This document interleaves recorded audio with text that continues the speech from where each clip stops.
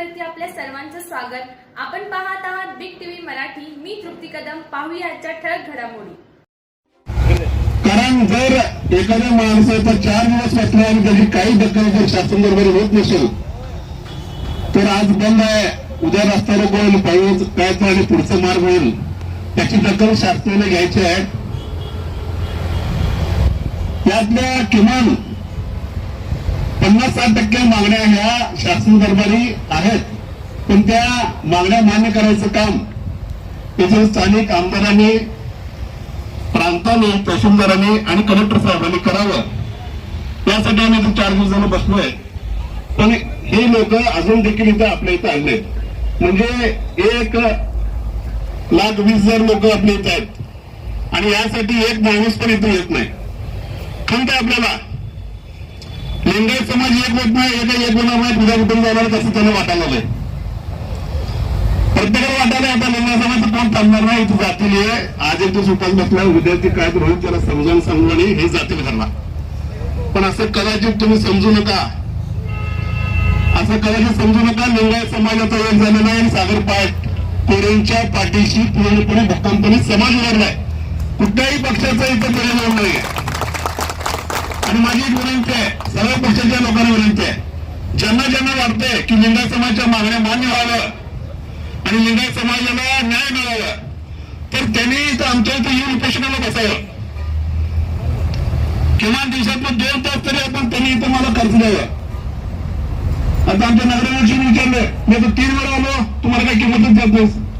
अरे तुला काय किंमत द्यायचं, हा काय किंमत द्यायचं तू विचारतो. काय आमदार लावू, खासदार लावू, उठतो सर. अरे कुणाला आणू नको, आम्हाला फक्त आमच्या मागण्या मान्य करा. बरोबर का नाही? आमच्या मागण्या मान्य करा. आम्हाला माननीय मुख्यमंत्री साहेबांचा 10 मिनिटाचा वेळ द्या. मान्य आमदार साहेबांनी सांगितलं पाहिजे की आता परवा आपण इलेक्शनला बघितलं की आमदारांनी लगेच फोन लावला, मुख्यमंत्री उचलत नाही. बघितलं सगळ्यांनी आणि निवडणुकीत आपण मतदान केलं. अरे साहेब केले आणि केलं आपण, ठीक आहे केलं. आता पण त्यांनी यावं, मुख्यमंत्री फोन लावावा आणि बसल्या माणूस सगळं सांगावं की बाबा तुम्ही भेट आम्ही करून देतो. संपलं, आम्ही उपोषण सोडतो. आमचं शिष्टमंडळ जाईल, तुम्ही मुख्यमंत्र्यांना भेटेल. हे हायवे मार्ग आहे, डायरेक्ट जाईल, भेटेल आणि भेटून आमच्या मागण्या त्यांना त्यांच्या शासन दरबारी आम्ही मांडू. ते करायचं का नाही पुढे त्यांचं धोरण आहे, त्यांनी काय करतील ते ठरवतील. केलं तर ठीक आहे, नाही केलं तर आम्ही परत रेटायला आम्ही तयार आहोत. पण तिथपर्यंत जाण्यासाठी तरी हा उपोषण चालणार आहे. सागरपुरी बरोबर आहे. शासन दरबारी प्रत्येक मागण्याचं लेखी निवेदन त्यांना आम्ही देणार आहोत आणि तिथपर्यंत जाण्यासाठी आजचं उपोषण चालू आहे आणि तिथपर्यंत जाऊसपर्यंत हे उपोषण थांबणार नाही.